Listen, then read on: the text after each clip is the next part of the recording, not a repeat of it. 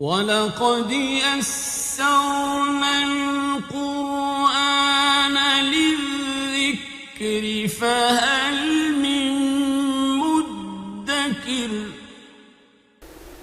الحمد للہ رب العالمین والصلاة والسلام علی سید الانبیاء والمرسلین اما بعد فاعوذ باللہ من الشیطان الرجیم بسم اللہ الرحمن الرحیم یا ایہا الذین آمنوا لا تکونوا کالذین کفروا وقالوا لاخوانہم اذا ضربوا فی الارض او کانوا غزا لو کانوا عندنا ما ماتوا وما قتلوا لیجعل اللہ ذلک حسرۃ فی قلوبہم واللہ یحیی و یمیت واللہ بما تعملون بصیر صدق اللہ العظیم۔ قابل صد احترام سورہ آل عمران کی 156 نمبر آیت مبارکہ آپ کے سامنے تلاوت کی ہے۔ یہاں سے سورہ آل عمران کا اور چوتھے پارے کا 8واں رکوع یہاں سے اس کی شروعات اور اس کا آغاز ہو رہا ہے۔ ایمان والوں کو خطاب ہے اور اس کا سابقہ آیات مبارکہ کے ساتھ ایک تعلق بھی ہے جو ہمارا ربط چل رہا ہے۔ یہ بات ہو رہی ہے ان آیات میں غزوہ احد کی۔ غزوہ احد تاریخ اسلامی کا ہجرت فرمانے کے بعد دوسرا بڑا معرکہ ہے۔ سب سے پہلا تھا غزوہ بدر، 313 کا مقابلہ 950 کے ساتھ تھا۔ غزوہ بدر کے بعد دوسرا بڑا معرکہ تھا غزوہ احد کا۔ 2 ہجری میں غزوہ بدر ہوا، 3 میں غزوہ احد ہوا اور 5 میں پھر غزوہ خندق ہوا۔ تو تینوں کے اسباب اور ان کے نتائج ایک دوسرے کے ساتھ ملتے ہیں۔ غزوہ احد تاریخ اسلامی کا ایسا غزوہ ہے جس میں مسلمانوں کو تھوڑی سی ہزیمت اٹھانا پڑی، اور ہم سابقہ آیات مبارکہ میں یہ پڑھ آئے ہیں کہ 50 لوگوں کا دستہ اللہ کے محبوب نے متعین فرمایا تھا پہاڑی کی چوٹی پر، اور یہ حضور کی جنگی حکمت عملی اور آپ کی دور اندیشی کا ایک منہ بولتا ثبوت تھا کہ شکست بھی مسلمانوں کو بظاہر جو ہوئی اور ہزیمت اٹھانا پڑی وہ اسی دستے کے اس پوائنٹ کو چھوڑنے کی وجہ سے ہوئی۔ تو حضور کی بہت بڑی ایک دور اندیشی تھی جنگی حکمت عملی کے حوالے سے۔ ایک اور بڑا جو نقصان تھا مسلمانوں کو اٹھانا پڑا وہ منافقین کا تھا، اور 1000 میں سے 300 بندے تقریباً عبداللہ بن ابی سلول واپس لے کر چلا گیا۔ یہ جو آج کی آیات مبارکہ ہیں یہ اسی تناظر میں ہے کہ اللہ فرما رہا ہے محبوب یہ جو لوگ آپ کے مشن کے ساتھ ایگری نہیں کرتے، ان کی 2 صورتیں ہیں۔ پہلے تو وہ ہیں جن کے ساتھ آپ لڑ رہے ہیں جو کافر کہلاتے ہیں، دوسرے وہ ہیں جو آپ کے اندر سے بھی ہیں اور منافق کہلاتے ہیں۔ ان کے لیے بڑی پریشانی کا سبب یہ ہے کہ باپ شہید ہو چکا ہے، بیٹا پھر بھی شہادت کی تیاری کر رہا ہے۔ ایک ماں کے بیٹے شہید ہو چکے ہیں تو اس کا شوہر شہادت کی تیاری کر رہا ہے، کوئی غازی بن رہا ہے، کوئی جام شہادت نوش کر رہا ہے۔ یہ جو کیفیت ہے یہ ان کو سوٹ نہیں کر رہی۔ اللہ اسی چیز کو بیان فرما رہا ہے کہ محبوب اپنے ماننے والوں کو ذرا کہیں کہ بڑے پختہ قدموں کے ساتھ کھڑے ہوں، زندگی اور موت اللہ کے ہاتھ میں۔ کوئی یہ نہ سوچے کہ میں اگر گھر میں بیٹھا رہتا تو شاید مجھے موت نہ آتی، اور اگر کوئی یہ کہہ بھی دے کہ میں میدان جنگ میں نہیں جاؤں گا مجھے موت نہ آ جائے میں تو گھر میں ہوں گا، تو اللہ فرما رہا ہے محبوب انہیں فرما دو کہ اگر تم بڑے بڑے محلوں میں بھی ہو تو موت تمہیں وہاں پر بھی آ جائے گی۔ تو اس آیت مبارکہ میں بھی وہی تناظر ہے، اور اللہ فرما رہے ہیں محبوب ان کو کہیں بڑے ثابت قدم ہو جائیں، نکلیں اپنے گھروں سے، یہ نکلیں، اور ممکن ہے کہ میدان جنگ سے بھی یہ واپس صحیح سلامت لوٹ آئیں، لیکن یہ بھی ممکن ہے کہ یہ گھر میں اپنے محل کے اندر ہوں، باہر نہ جائیں اور وہاں بھی انہیں موت آ جائے۔ یا ایھا الذین آمنوا، اے ایمان والو، لا تکونوا، کانا یکونو کا معنی ہے ہونا، لا تکونوا نہ ہو جاؤ، کالذین کاف کا معنی کی طرح، الذین ان لوگوں کی طرح نہ ہو جاؤ، کفروا جنہوں نے کفر کیا۔ کفر کی 2 صورتیں، ایک ہے کہ بالکل اللہ اور اس کے رسول کا انکار جیسے کافر ہے، اور ایک ہے کہ بظاہر تو اللہ اور اس کے رسول کا اقرار ہے لیکن اندر سے ایسی بات نہیں ہے جو منافق ہیں۔ اے ایمان والو نہ ہو جاؤ ان لوگوں کی طرح جنہوں نے کفر کیا، انکار کیا، وقالوا لاخوانہم، واو کا معنی، اور قالوا انہوں نے کہا، لاخوانہم اپنے بھائیوں کو۔ یہ 3 الفاظ ہیں، لام، اخوان اور ہم، جنہوں نے اپنے بھائیوں کو کہا، اذا ضربوا فی الارض، کب کہا؟ اذا کا معنی جب، ضربوا وہ سفر کرتے چلتے، فی الارض زمین میں، او کانوا غزا یا وہ لڑنے کے لیے جاتے۔ غزہ اسی سے نکلا ہے غازی ہونا، کہ لڑنے کے لیے انسان جائے اور زندہ واپس بچ کر آ جائے، تو یہ غازی ہے۔ اے ایمان والو ان لوگوں کی طرح نہ ہو جانا جنہوں نے اپنے بھائیوں کو یہ کہا جب وہ زمین میں سفر کے لیے نکلے یا وہ جہاد کے لیے نکلے۔ سفر بھی ہو سکتا ہے کہ ایک بندہ یہ کہے کاش میرا بیٹا میرا بھائی تجارت کی غرض سے فلاں علاقے میں نہ جاتا تو شاید اس کو موت نہ آتی۔ ہم عموماً ایسے جملے بولتے ہیں کہ شاید فلاں بندہ اس جگہ پہ نہ جاتا تو اس کو موت نہ آتی، لیکن اللہ فرما رہے محبوب اپنے ماننے والوں کو کہیں ان لوگوں کی طرح نہ ہو جانا جنہوں نے اپنے بھائیوں کو یہ کہا جب وہ زمین میں سفر کرتے تھے یا جب وہ جہاد کرتے تھے۔ کیا کہا؟ لو کانو عندنا ما ماتوا وما قتلوا، لو اگر کانو وہ ہوتے عندنا ہمارے پاس، اگر وہ ہمارے پاس ہوتے تو ما ماتوا وہ نہ مارے جاتے، وہ نہ مرتے، ما ماتوا وہ نہ مرتے، وما قتلوا اور وہ نہ ہی مارے جاتے۔ ماتو جو ہے یہ ایکٹیو ہے اور قتلوا یہ پیسو ہے، نہ ہی وہ خود مرتے نہ ہی انہیں مارا جاتا۔ یہ وہ جملہ ہے جو اپنے بھائیوں کو کہتے ہیں کہ کاش تم میدان جنگ میں نہ جاتے اور تم نہ مارے جاتے۔ اللہ فرما رہے محبوب اپنے ماننے والوں کو کہیں کہ تم ایسے جملے نہ کہو کہ میدان جنگ میں نہ جاتے تو شاید بچ جاتے، کیونکہ زندگی اور موت کس کے ہاتھ میں ہے؟ اللہ کے ہاتھ میں ہے۔ لِيَجْعَلَ اللَّهُ ذَلِكَ حَسْرَةً فِي قُلُوبِهِمْ، اور اگر یہ جو جملہ کہہ رہے ہیں اپنے ماننے والوں کو منافقین یا کفار کہ کاش تم میدان جنگ میں نہ جاتے تمہارے نہ جاتے، اللہ فرما رہے محبوب اپنے ماننے والوں کو سمجھا دیں کہ ایسا نہ سوچیں۔ جب یہ ایسا نہیں سوچیں گے تو وہ بات جو منافقین کے دل میں ہے وہ تو حسرت کی حسرت ہی رہ جائے گی۔ اور وہ حسرت کیا ہے کہ میرا بیٹا تو شہید ہو چکا ہے اور باپ تیاری کر رہا ہے، تو ایک حسرت ہی ہے کہ مسلمانوں کا کتنا بڑا مشن ہے۔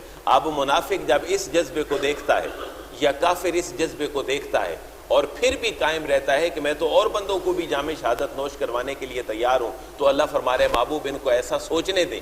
یہ ایسا کریں گے اور سوچیں گے مومنین تو پھر ان لوگوں کے دلوں کا جو ارمان ہے اور حسرت ہے منافقت والی وہ تو ان کے دلوں کے اندر ہی رہ جائے گی۔ لِيَجْعَلَ اللَّهُ ذَلِكَ حَسْرَةً فِي قُلُوبِهِمْ، لام کا معنی کے لیے، تاکہ یجعل بنا دے اللہ تبارک و تعالی ذَلِكَ اس خیال کو کہ سارے ہی یہ غازی بننے کے لیے اور جام شہادت نوش کرنے کے لیے تیار ہیں، یہ جو ان کا خیال ہے اللہ منافقین کے اس خیال کو بنا دے حسرتاً، حسرت کا باعث، ان کے دلوں کے اندر یہ حسرت ہی رہے کہ اسلام کے مشن کے لیے یہ لوگ سب کچھ کرنے کے لیے تیار ہیں۔ اور حسرت کہاں ہے؟ فی قلوبہم، ان کے دلوں کے اندر یہ حسرت کی حسرت ہی رہ جائے۔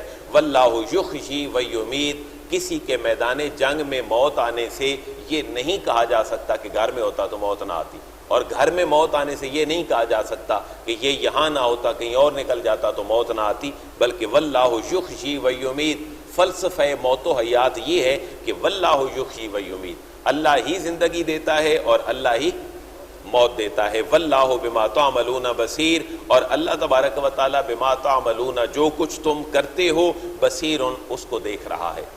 یہ تو ایک بات ہو گئی۔ ایک دوسری بات یہ ہے اللہ فرما رہا ہے کہ اگر تمہیں موت آ ہی جائے، یعنی خطاب کس کو ہے؟ مومنین کو۔ اور غزوہ احد میں جو تھوڑی سی پریشانی کی کیفیت تھی مسلمانوں کی، ظاہر ہے وہاں 70 لوگوں نے جام شہادت نوش کیا تھا، اللہ کے محبوب نے اپنا خود مبارک جو سر کے اوپر پہنا ہوا تھا اس کے اوپر ضرب لگنے سے وہ خود آپ کے سر مبارک کے اندر بھی گھس گیا تھا، آپ کے دندان مبارک نیچے والے بھی شہید ہو گئے تھے۔ تو اللہ فرما رہے محبوب ان کو کہہ دے، پہلی بات تو یہ ہے کہ کوئی غازی بنے یا شہید، زندگی اور موت کس کے ہاتھ میں؟ اللہ کے ہاتھ میں۔ یہ نہ کہو کہ گھر بیٹھے تو موت نہ آتی، باہر نکلتے تو موت نہ آتی۔ دوسری بات یہ اللہ فرما رہے اگر تم مر بھی جاؤ میدان جنگ میں، غزوہ احد میں یا کہیں جہاد کے میدان میں تم مر بھی جاؤ تو کم از کم یہ مرنا تمہارے گھر میں بیٹھ کر مرنے سے زیادہ بہتر ہے۔ لہذا یہ دوسری بات ہے۔ وَلَئِن قُتِلْتُمْ فِي سَبِيلِ اللَّهِ، واو کا معنی، اور لئن اگر قتلتم تم قتل بھی کر دیے جاؤ، فی سبیل اللہ اللہ کے راستے میں، او متتم یا تم مر جاؤ اللہ کے راستے میں، تو پھر اس کو بھی برا خیال نہ کرو۔ کیوں؟ لَمَغْفِرَةٌ مِّنَ اللَّهِ وَرَحْمَةٌ، یہ دو پروانے لے کر آیا ہے تمہارے لیے، یعنی میدان جہاد میں مرنا یا لڑتے لڑتے شہید ہو جانا کسی بھی طریقے سے، یہ تو تمہارے لیے مغفرت کا پروانہ ہے۔ لَمَغْفِرَةٌ مِّنَ اللَّهِ، اللہ کی طرف سے مغفرت ہے، وَرَحْمَةٌ، اور اس کی بہت بڑی رحمت ہے۔ اور یہ جو تم مر گئے ہو میدان جنگ میں یا شہید ہو گئے ہو، یہ خیر مما یجمعون، خیر، یہ بہتر ہے، مما اس سے، یجمعون جو تم اپنے گھروں میں جمع کر رہے ہو، اپنے لیے، اپنے بچوں کے لیے، اور ایک بڑی ٹو دی پوائنٹ زندگی گزار رہے ہو، 2 + 2 = 4 والی، اور کیلکولیشن میں لگے رہتے ہو، جس کا ذکر اللہ نے ایک اور آیت میں فرمایا ہے، الہاکم التکاثر حتی زرتم المقابر۔ انسان کی فطرت یہ ہے، ہر انسان کی، کہ وہ جمع کرنے کی فکر میں ہے، لیکن اللہ فرما رہا ہے حتی زرتم المقابر، یہاں تک کہ تم قبروں میں جا پہنچو گی۔ اسی کیفیت کو بیان فرمایا جا رہا ہے۔ اگر فرض کر لو تم میدان جنگ میں قتل بھی کر دیے جاؤ، یا میدان جنگ میں تمہیں موت بھی آ جائے، تو یہ موت تو 2 پروانے لے کر آئی ہے، ایک اللہ کی طرف سے مغفرت کا اور ایک اللہ کی رحمت کا، اور یہ مرنا بہتر ہے، خیر مما یجمعون، اس سے جو تم جمع کرتے ہو، جس سے وہ جمع کرتے ہیں۔ وَلَمُتُّنْ أَوْ قُتِلْتُمْ لَإِلَى اللَّهِ تُحْشَرُونَ۔ اگر انسان اپنی موت مرے یا میدان جنگ میں جہاں بھی موت مرے، طبی موت ہو یا ناگہانی موت ہو، کسی بھی صورت میں، تو دونوں صورتوں میں اس نے اٹھ کر کہاں جانا ہے؟ اللہ کی بارگاہ کی طرف ہے۔ تو یہ فلسفہ موت و حیات بتایا جا رہا ہے۔ وَلَئِن مُتُّمْ، اگر تم مر جاؤ، ماتا یموتو سے ہے، مُتُّمْ اگر تم مر گئے، او قتلتم یا مارے گئے، یعنی یا تم اپنی طبی موت مرے گھر میں بیٹھ کر، یا تمہیں مار دیا گیا تلواروں کے ساتھ، نیزوں کے ساتھ، تو لَإِلَى اللَّهِ تُحْشَرُونَ، لام تاکید کے لیے، ضرور إِلَى اللَّهِ، اللہ کی طرف ہی ہوگا، تُحْشَرُونَ تمہارا اکٹھ ہونا، تمہارا اٹھایا جانا، پھر بھی کس کی بارگاہ میں؟ اللہ کی بارگاہ میں۔ تو 2 صورتیں ہیں، اگر جام شہادت نوش ہو تو تب بھی بارگاہ میں اللہ کی جانا ہے، اگر اپنی موت مرنا ہے تب بھی کس کے پاس جانا ہے؟ اللہ کے پاس۔ تو اس حال میں اگر اللہ فرما رہا ہے کہ میرے پاس آ جاؤ، کہ میری مرضی کے مطابق ہی آ جاؤ، تو پھر میری اور رضا تمہیں نصیب ہو جائے گی۔ فَبِمَا رَحْمَةٍ مِّنَ اللَّهِ لِنتَ لَهُمْ وَلَوْ كُنتَ فَظًّا غَلِيظَ الْقَلْبِ لَانفَضُّوا مِنْ حَوْلِكَ فَاعْفُ عَنْهُمْ وَاسْتَغْفِرْ لَهُمْ وَشَاوِرْهُمْ فِي الْأَمْرِ فَإِذَا عَزَمْتَ فَتَوَكَّلْ عَلَى اللَّهِ إِنَّ اللَّهَ يُحِبُّ الْمُتَوَكِّلِينَ۔ یہاں بھی وہی سینس ہے۔ غزوہ بدر میں جب مسلمانوں کا لشکر ٹوٹ پھوٹ کا شکار ہوا، اور اس کے بعد دشمن بھی بھاگ کھڑا ہوا، مسلمانوں کو بھی 70 لاشیں اٹھانا پڑے، تو اب اللہ فرما رہے محبوب یہ اتنی مشکلوں کے بعد بھی آپ کے ساتھ کیوں ہیں آپ کے ماننے والے؟ یہ میرے اور آپ کے لیے بھی بڑی رہنمائی ہے۔ اپنے دوستوں کو، اپنے بچوں کو، اپنے معاشرے کے لوگوں کو اپنے قریب کرنے کا ایک بہت بڑا نسخہ ہے، اجتماعیت کا اللہ ایک نسخہ بیان فرما رہا ہے۔ محبوب یہ صحابہ دیکھیں، ہجرت فرمائی انہوں نے مکہ سے مدینہ، تو مدینے انہیں کھانے کے لیے کچھ نہیں ملتا تھا، حتیٰ کہ ہجرت کے بعد کے حالات یہ ہیں کہ ایک صحابی اٹھ کر اللہ کے محبوب کو عرض کرتے ہیں، حضور ہم تو یہ سوکھی کھجوریں کھا کھا کے مدینہ طیبہ میں، مکہ سے مدینے آنے کے بعد ہمارے تو معدے جل اٹھے ہیں، مسجد نبوی کی تعمیر ہے تو 2 پتھر باندھے ہوئے ہیں، اللہ کے محبوب نے اس سے زیادہ باندھا ہے، اور ہجرت سے پہلے شیب ابی طالب ہے، 3 سال کی ماجوری، سوشل بائیکاٹ اہل مکہ کا قریش کے ساتھ، بنو ہاشم کے ساتھ، یہ ساری کیفیتیں دیکھ کر اللہ بتلا رہا ہے محبوب آپ کے اتنے مشن کی مشکلات میں بھی یہ سارے لوگ آپ کے ارد گرد کیوں ہیں؟ ذرا غور سے سنیے گا۔ اللہ فرما رہا ہے محبوب اس کی وجہ صرف یہ ہے کہ آپ کا جو ٹاکنگ سٹائل ہے، آپ کی جو گفتگو کا طریقہ ہے، اور اپنے صحابہ کے ساتھ جو رہن اور گزر بسر کا طریقہ ہے، وہ بڑا نرم دلی کے اوپر مشتمل ہے۔ آپ اگر نرم دل نہ ہوتے تو صحابہ آپ کے ارد گرد ہی نہ ہوتے، مشکلات بھی نہ اٹھاتے، اور میدان جنگ میں جا کر لڑتے بھی نہ۔ آپ کے قریب رہنے کی وجہ صرف کیا ہے؟ آپ کی نرم دلی، آپ بڑے نرم خو ہیں محبوب۔ اللہ اپنے محبوب کی اپریسیشن فرما رہے ہیں۔ فَبِمَا رَحْمَةٍ مِّنَ اللَّهِ لِنتَ لَهُمْ، فا کا معنی پس، بما رحمت من اللہ، یہ اللہ کی طرف سے صرف رحمت ہی ہے کہ لنتا لہم، یہ لنتا والا جو لفظ ہے یہ بڑا آسان ہے، اس کو وربلائز کر دیا گیا ہے۔ ہم نے 2 الفاظ پڑھے ہیں، حروف مدہ اور حروف لین، واو الف اور یا، ان کے پہلے یا ان کے اوپر اگر ان کے مطابق حرکت ہو، یعنی واو کس کو چاہتی ہے؟ پیش کو، اور الف کس کو چاہتا ہے؟ زبر کو، اور یہ کس کو چاہتی ہے؟ زیر کو۔ اگر یہ تینوں حروف کی حرکتیں، یعنی جو سائن ہے زیر زبر پیش، اگر ان کے مطابق ہوں تو یہ حرف کہلاتے ہیں حروف مدہ، ان کو ہمیشہ لمبا کر کے پڑھتے ہیں۔ جیسے آپ فرض کر لیں پڑھیں کالو، تو آخر میں کیا ہے؟ واو، واو سے پہلے حرف پہ کیا ہے؟ پیش، تو اس کو لمبا کر کے پڑھیں گے یا مختصر؟ کالو، اس کو لمبا کر کے پڑھیں گے کیونکہ یہ حروف مدہ میں سے ہے۔ لیکن اگر ان کی حرکت اور ان کا سائن ان حروف کے مخالف آ جائے، اور یا سے پہلے پیش آ جائے، الف سے پہلے زیر آ جائے یا واو سے پہلے زیر آ جائے، تو پھر اس کو ہم بڑے مختصر طریقے سے پڑھیں گے، کمزور کر کے پڑھیں گے. جیسے رب المشرقین، اب یہ جو یا ہے اس سے پہلے زیر ہونی چاہیے تھی، لیکن اس یا سے پہلے کیا ہے؟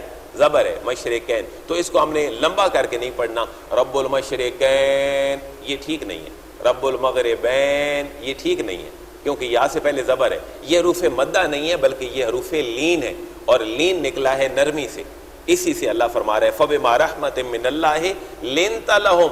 محبوب یہ اللہ کی طرف سے صرف رحمت ہی ہے کہ لِنْتَ لَهُمْ، آپ ان کے لیے نرم ہیں، آپ نے ہمیشہ سافٹ کارنر رکھا ہے گفتگو کے لحاظ سے بھی اور ویسے بھی. لو كنت فظا غلیظ القلب لانفضوا من حولك ولو كنت، اور اگر آپ ہوتے فظا سخت مزاج، تند مزاج، محبوب اگر آپ مزاج کے سخت ہوتے، غلیظ القلب، اور اپنے دل کے بڑے شدید ہوتے، بڑے سخت دل ہوتے محبوب آپ، اگر آپ ہوتے تو لانفضوا من حولك، تو ضرور یہ چلے جاتے، منتشر ہو جاتے، من حولک، آپ کے ارد گرد سے. آپ کے ارد گرد رہنے والے حصار بنا کر جو صحابہ پھرتے ہیں ہر مشکل کے باوجود بھی، تو محبوب یہ صرف اللہ کی رحمت ہے اور آپ کی نرم دلی ہے اور آپ کی نرم مزاجی ہے. اگر آپ سخت ہوتے تو یہ آپ سے دور چلے جاتے.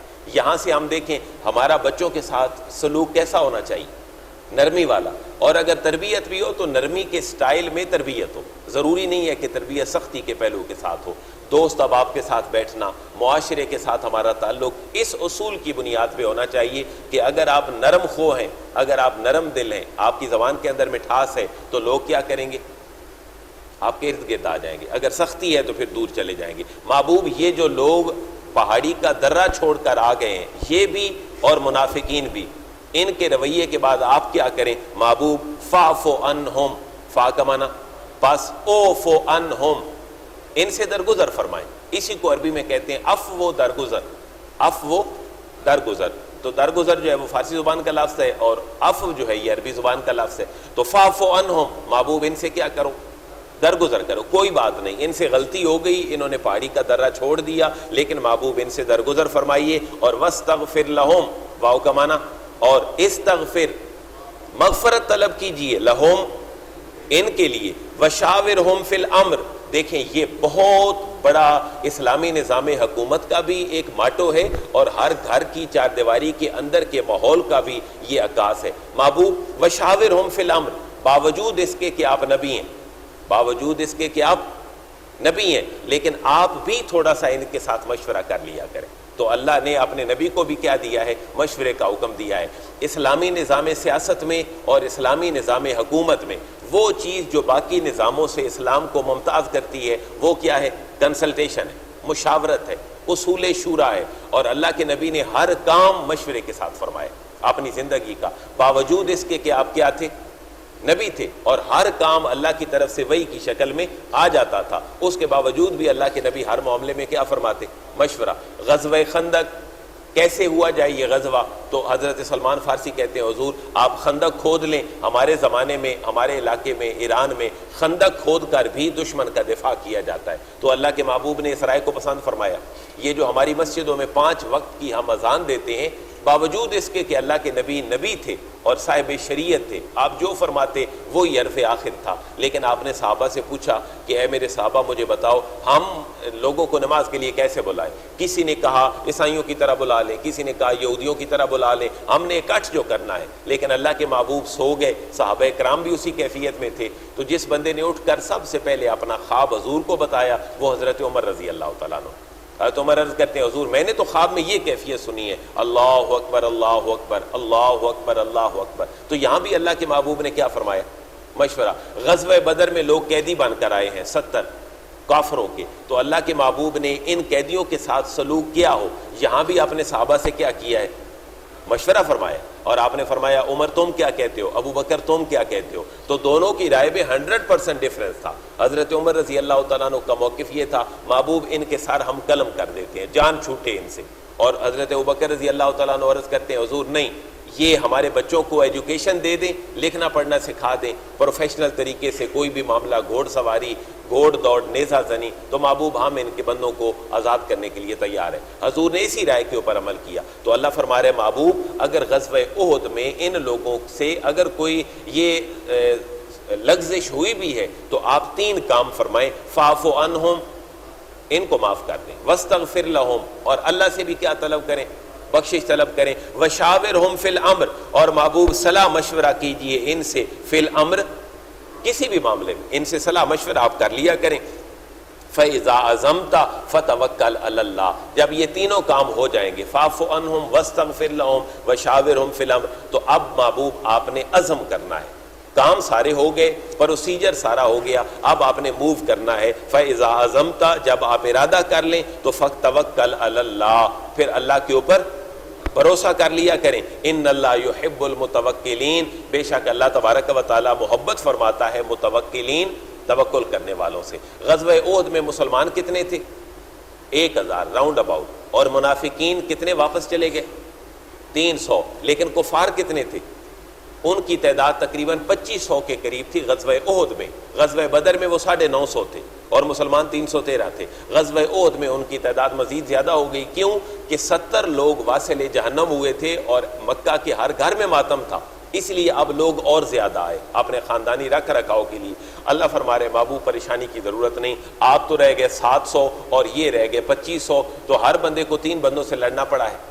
مسلمانوں کو کم از کم 3 کفار سے مقابلہ تھا، لیکن اللہ فرما رہے محبوب پریشانی نہیں۔ فَإِذَا عَزَمْتَ فَتَوَكَّلْ عَلَى اللَّهِ، جب آپ ارادہ کر لیں کسی بات کا، اللہ پہ بھروسہ کریں، اللہ بھروسہ کرنے والوں کو پسند کرتا ہے۔ إِن يَنْصُرْكُمُ اللَّهُ فَلَا غَالِبَ لَكُمْ، اور یہ نہ کہیں کہ تعداد تھوڑی ہے تو ہم جیتیں گے نہیں۔ إِن يَنْصُرْكُمُ اللَّهُ، ان کا معنی اگر، نو ان صرف ان ہے، انہ نہیں، ان کا معنی اگر، يَنْصُرْكُمْ مدد کر دے تمہاری، اللہ تبارک و تعالیٰ، تو فلا غالب لکم، تمہارے اوپر کوئی غالب آنے والا نہیں ہے۔ یعنی آپ کی کامیابی کا دار و مدار تعداد کے اوپر نہیں ہے، آپ کی کامیابی کا دار و مدار کس پہ ہے؟ اللہ کی مدد کے اوپر ہے۔ وَإِن يَخْذُلْكُمْ، اور اگر اللہ تبارک و تعالیٰ تمہیں چھوڑ دے تو فَمَنْ ذَا الَّذِي يَنْصُرُكُم مِّن بَعْدِهِ، فا کا معنی پاس، مَنْ ذَا الَّذِي، کون ہے وہ جو، يَنْصُرُكُم تمہاری مدد کرے گا، ینصرکم من بعدہ، اس سارے پروسیس کے بعد اگر اللہ تمہیں چھوڑ دے تو محبوب آپ کی مدد پھر کون کرے گا؟ یہ صرف اللہ کے محبوب کو خطاب نہیں ہے بلکہ ساری ضمیریں جمع کی ضمیریں ہیں۔ ذرا دیکھیے گا، ان ینصرکم، یہاں پر اگر ایک ہوتا تو کیا ہوتا؟ ان ینصرکا، آگے پھر ضمیریں دیکھیں تو فلا غالب لکم، آپ کے اوپر کوئی غالب آنے والا نہیں، اور پھر ان یخذلکم، تو ساری ضمیروں میں صرف خطاب اللہ کے محبوب کو نہیں ہے بلکہ تمام مسلمانوں کے لیے یہی حکمت عملی ہے۔ فعلی اللہ فلیتوکل المؤمنون، اور اللہ تبارک و تعالیٰ کے اوپر ہی توکل کرتے ہیں المؤمنون، مومن۔ وما کان لنبی ان یغل ومن یغلل یأت بما غل یوم القیامہ ثم توفی کل نفس ما کسبت وہم لا یظلمون۔ ایک اور بات ذہن میں رکھیے گا، 50 لوگوں نے وہ پوائنٹ چھوڑا کیوں تھا؟ اللہ کے محبوب نے فرمایا تھا تم نے یہ پوائنٹ نہیں چھوڑنا، ہمیں احد کے میدان میں فتح ہو یا شکست، تم نے یہ پہاڑی کا پوائنٹ نہیں چھوڑنا۔ لیکن ان لوگوں نے چھوڑ کیوں دیا؟ اس کے بارے میں مفسرین یہ لکھتے ہیں کہ مال غنیمت کے جواز کا فتویٰ آیا تھا نیا، کیونکہ یہ کتنے سال ہوا تھا غزوہ احد؟ 3 ہجری میں، یعنی ہجرت فرمانے کے تیسرے سال، اور مال غنیمت کو جائز قرار دیا گیا غزوہ بدر سے پہلے، تو 1.5-2 سال کی بات ہے۔ مال غنیمت کے اس تقسیم کا ایک اصول ان کے ذہنوں میں یہ بھی تھا کہ جو جس کے ہاتھ لگا وہ اسی کا، تو ان لوگوں نے یہ سوچا کہ یہ تو جس کے ہاتھ میں جتنا لگا یہی ہوگا، تو چہ جائے کہ ہم ادھر رہیں، ہمیں فوراً چل کر اپنا حصہ لینا چاہیے۔ اور کچھ منافقین جو ٹائپ کے لوگ تھے انہوں نے یہ سوچا کہ کہیں اللہ کے نبی اگر تقسیم کرنے پہ آئیں تو شاید جو جہاد کے میدان کے اندر ہیں ان کو زیادہ دے دیں اور جو میدان سے دور ہیں دفاعی پوزیشن پہ ان کو تھوڑا دے دیں۔ اس کیفیت کو اللہ بیان فرما رہا ہے کہ اے سوچنے والو، نبی کا تو یہ سٹیٹس ہی نہیں ہے کہ نبی کسی کے ساتھ بددیانتی کرے یا خیانت کرے۔ وما، واو کا معنی اور ما کا معنی نہیں ہے، کانا، کانا یکون ہونا، وما کانا اور نہیں ہے، لنبی، نبی صلی اللہ علیہ وسلم کے لیے، نبی پاک کے یہ شایان شان ہی نہیں ہے، ان یغلا، کہ وہ خیانت کریں، ان یغلا، کہ کہ وہ خیانت کریں. وَمَن يَغْلُلْ اور جو خیانت کرے گا تو یَأْتِ بِمَا غَلَّ یوم القیامہ وہ قیامت والے دن اسی خیانت کے ساتھ آئے گا. وہ خیانت کا جو معاملہ ہے وہ اس کے ماتھے سے عیاں ہوگا اور وہ قیامت والے دن آئے گا. ثُمَّ تُوَفَّىٰ كُلُّ نَفْسٍ اور پھر ہر بندے کو پورا پورا بدلہ دیا جائے گا. ما کسبت جو اس نے کمایا جو کچھ اس نے کیا. وَهُمْ لَا يُظْلَمُونَ اور ان کے اوپر ظلم بھی نہیں کیا جائے گا. لہذا تمہارا یہ سوچنا کہ نبی صلی اللہ علیہ وسلم تمہیں مال غنیمت میں تھوڑا دیں گے یہ تمہاری کج روی ہے اور یہ تمہاری کج باسی ہے. میرا محبوب تو اس سے کہیں وراء الورا ہے. أَفَمَنِ اتَّبَعَ رِضْوَانَ اللَّهِ كَمَن بَاءَ بِسَخَطٍ مِّنَ اللَّهِ وَمَأْوَاهُ جَهَنَّمُ وَبِئْسَ الْمَصِيرُ. دو بندے ہیں, ایک ہے اللہ کی رضا کا طالب اور ایک ہے دنیا پرستی کا طالب. کیا دونوں برابر ہو سکتے ہیں؟ نہیں. آفامن آ کا معنی کیا, فا کا معنی پس, من کا معنی جو یا جس نے, اتبع کی پیچھے چلا, رضوان اللہ اللہ کی رضا کے, جو ہر لمحے پر اللہ کی رضا کا طالب رہا. کیا وہ بندہ کمم باء بسخط من اللہ اس طرح ہو سکتا ہے من باء جو مستحق بن گیا جو حقدار بن گیا, بسخط من اللہ اللہ کی ناراضگی کا. ایک بندہ وہ ہے جو اللہ کی رضا کے لیے اللہ کے حکم کے پیچھے چل رہا ہے, ایک بندہ اللہ کی ناراضگی کو مول لے رہا ہے. تو کیا یہ دونوں برابر ہو سکتے ہیں؟ نہیں. وَمَأْوَاهُ جَهَنَّمُ یہ آخر الذکر کا جو ٹھکانہ ہے جو اللہ کی رضا کا نہیں بلکہ اللہ کی ناراضگی کا ایک سبب ہے اور حقدار ہے, اس کا ٹھکانہ جہنم ہے. وَبِئْسَ الْمَصِيرُ اور یہ بہت بری پلٹنے کی جگہ ہے. ہم درجات عند اللہ لوگ اللہ کے حضور درجہ بدرجہ ہے, کسی کا مقام اور ہے کسی کا مقام اور ہے. اللہ اپنے بندوں کے درجات اپنے ہاں مختلف رکھنے والا ہے. واللہ بصیر بما یعملون اور اللہ تبارک و تعالی بصیر دیکھ رہا ہے, بما یعملون جو وہ کر رہے ہیں. جو وہ کر رہے ہیں اللہ کے نزدیک ان کا مقام و مرتبہ بھی وہی ہے. 164 نمبر آیت مبارکہ سے انشاءاللہ نئی سیشن میں ہمارا اس کا آغاز ہوگا. لقد من اللہ علی المؤمنین اذ بعث فیہم رسولا. اللہ کے محبوب کو بھیج کر اللہ فرما رہے ہیں میں نے بہت بڑا احسان کیا ہے تمہارے اوپر. ایک نئی گفتگو کا آغاز ہوگا انشاءاللہ نئے سیشن میں ہم کریں گے. اللہ تبارک و تعالیٰ سے دعا یہ ہے اللہ ہمیں قرآن کو سمجھنے کی اور اس پر عمل کرنے کی ہمیں توفیق نصیب فرمائے. وما علیہ الا البلاغ.